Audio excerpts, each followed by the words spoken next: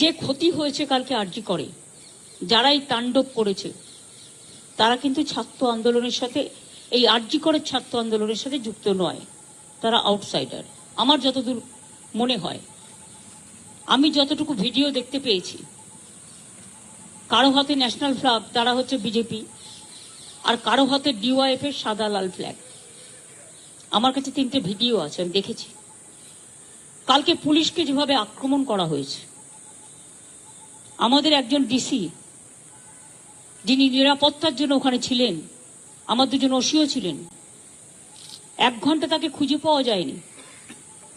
Unconscious অবস্থায় তাকে উদ্ধার করা হয়, তখন তার মাথা ফেটে মানে চুরচুর করে রক্ত পড়ছে।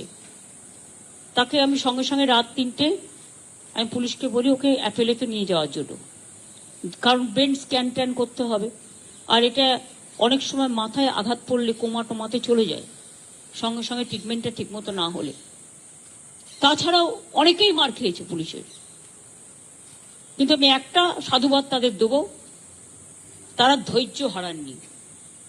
এত তাণ্ডব দেখেও তারা সহ্যের সীমা হারায়নি। তারা শান্তির জন্য কাউকে আঘাত করে, এটা ভালো। আমি যতটুকু ইনফরমেশন পেয়েছি, আমি ছাত্রছাত্রীদের কোনো দোষ দিচ্ছি না। বহিরাগত কিছু রাজনৈতিক লোক যারা বাংলায় অশান্তি করতে চান, বাম এবং রাম, তারা একত্রিত হয়ে এই গন্ডগোলটা করেছে। আমার সবচেয়ে খারাপ লাগছে কি জানেন, ঘটনাটা তো দুঃখজনক। আমরা বারবার বলেছি ফাঁসি চাই, আমি তো কালকেও মিছিল করবো ফাঁসির দাবিতে। তদন্ত তাড়াতাড়ি হোক, আমরা তো রবিবারের মধ্যে শেষ করব ঠিক করেছিলাম। তা কোর্ট যখন সিবিআইকে দায়িত্ব দিয়েছে, তারা যে সহযোগিতা চাইবে আমরা করব, এবং আমরা সমস্ত ডকুমেন্ট দিয়েছি।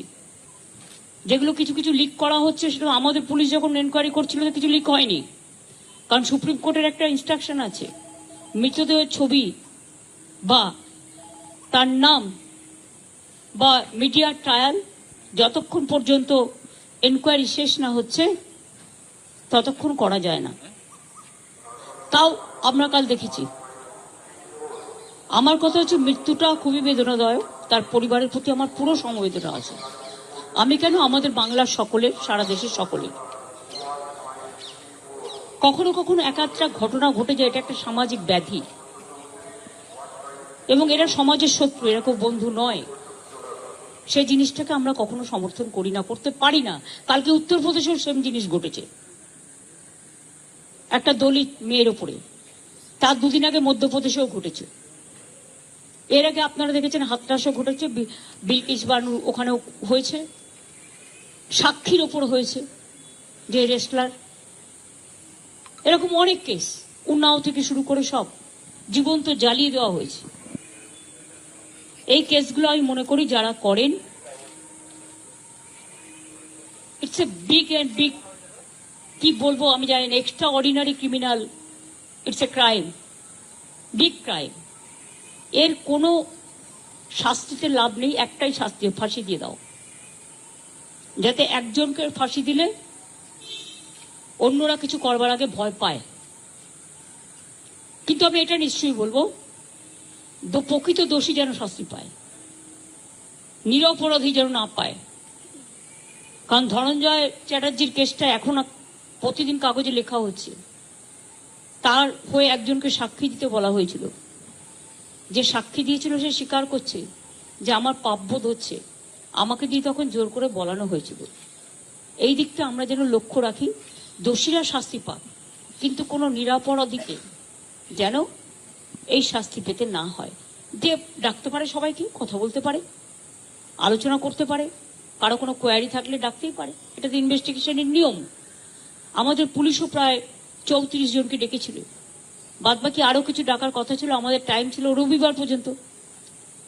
এটা আমি তোর বাবা মার সাথে কথা বলেই ঠিক করেছিলাম, যে রবিবার পর্যন্ত যদি আমরা তদন্ত শেষ করতে না পারি, তাহলে আমি সিবিআইকে দিয়ে দেবো। এবং আপনারা দেখুন, আমি সোমবার দিন ওনাদের বাড়িতে গেলাম।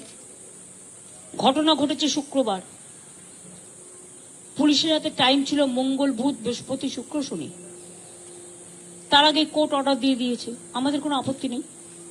কোর্ট যা ভালো বুঝেছে করেছে। এবং আমি মনে করি যে কোর্ট 2-3টে কথা বলেছে। তার মধ্যে সিবিআই যেমন বলেছেন, সাথে সাথে এটাও বলেছেন যে আমি চাই যে যারা পরিষেবা দিচ্ছেন না তারাও কাজে যোগদান করুক। আমাদের তরফ থেকে হেলথ প্রিন্সিপাল সেক্রেটারি অনেকবার অনুরোধ জানিয়েছেন, আমিও পাবলিকলি অনেকবার অনুরোধ জানিয়েছি যতটা সম্ভব